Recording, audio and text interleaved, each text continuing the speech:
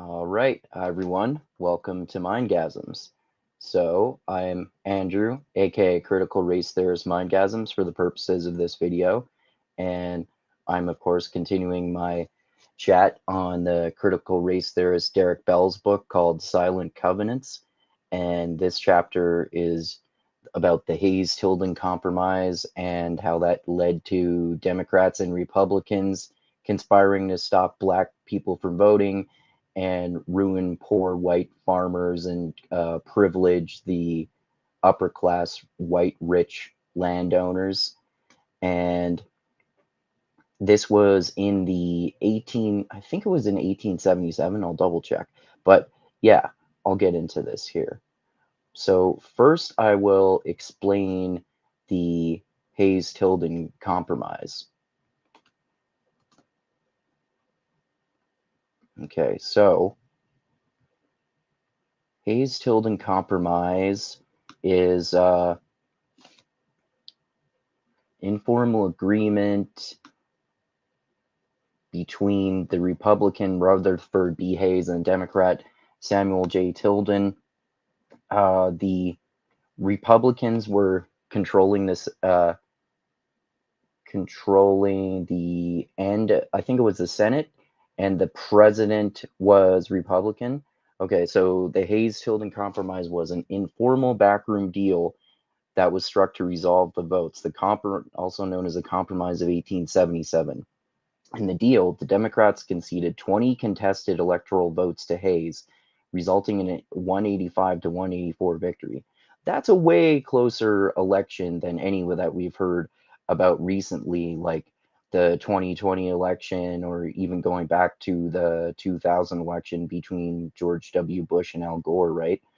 So yeah, that was literally a difference of only one vote. All right.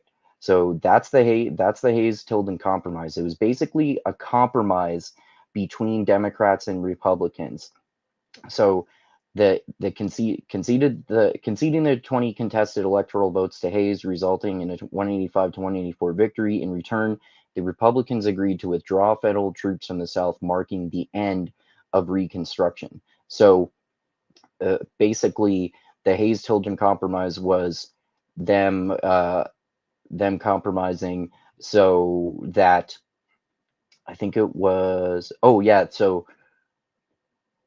the Democrats allowed the Republicans to win, and then in return the Republicans withdraw troops from southern states, which meant that this allowed, because they were there for some reason, helping uh, black voters to be allowed to vote before. This allowed Democrats to use any tactics up to and including violence to prevent black people from voting. And Derrick Bell gets into this in the paragraph here. So it was a deal that the Democrats and Republicans agreed to in order to suppress the black vote, and also to financially ruin poor white farmers, because their deals privilege the upper class white rich landowners over the poor white farmers, and cause the latter to be financially ruined because the former were prioritized so much. All right, so following that Hayes-Tilden Compromise, the federal government was no longer a factor in Southern politics. Without the Republican Party as opponent, Southern Democrats resorted to all manner of devices to keep blacks away from the polls. Intimidation and physical violence were the chief tools of suppression. As John Hope Franklin explains, though, without the opposition of Republicans, wealthy Democrats flourish at the expense of farmers. Sharp class lines appeared. Oh, okay. Without the opposition of the opposition of Republicans somehow resulted in preventing Democrats from using tactics to keep blacks away from the polls, even though Republicans didn't want black people to vote either. So without the opposition of Republicans, wealthy Democrats flourished at the expense of farmers.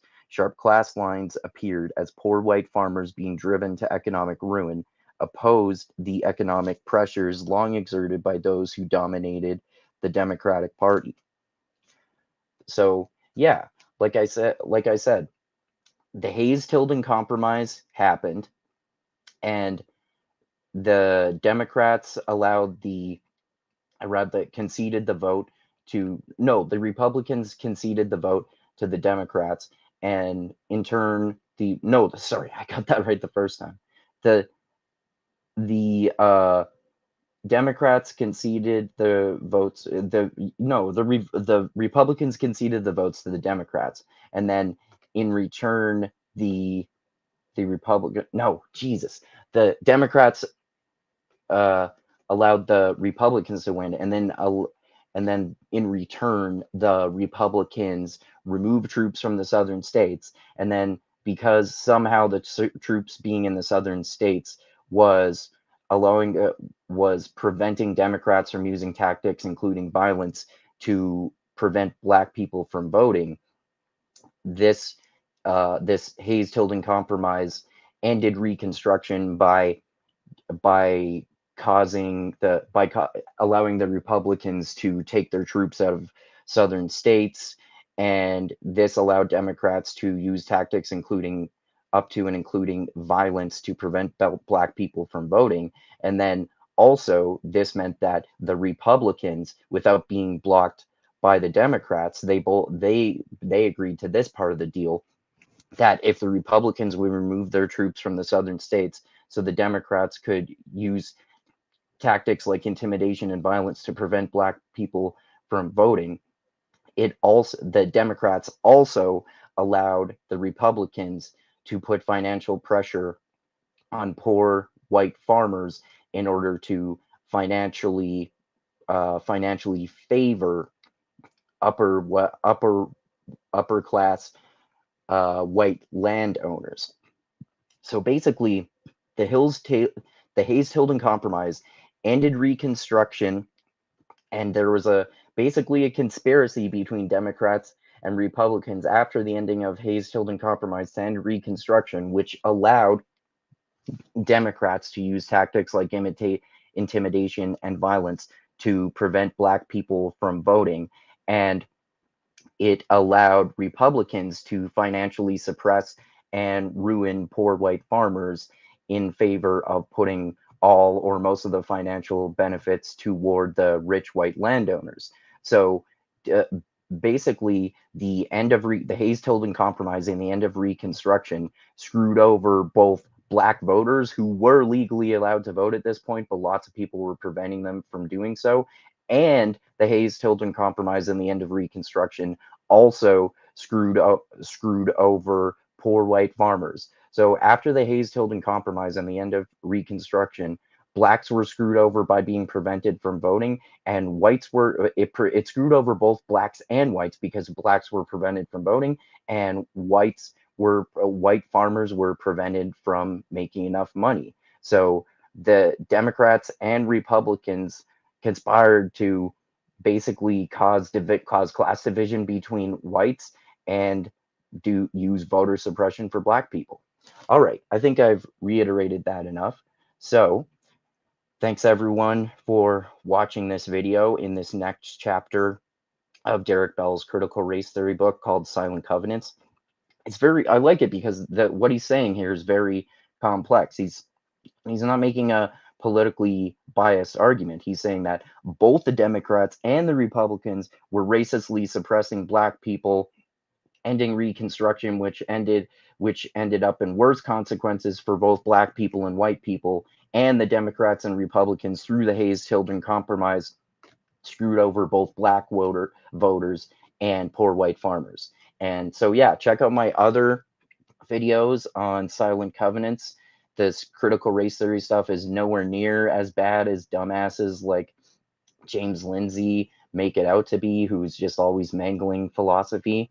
And yeah, this shit isn't woke at all. It's just examining legal cases and looking at how both Democrats and Republicans are demons, and it screwed over both Black people and white people. It's not just that the Republicans are the demons and the Black people are good and the white people are bad. It's way more complex than that.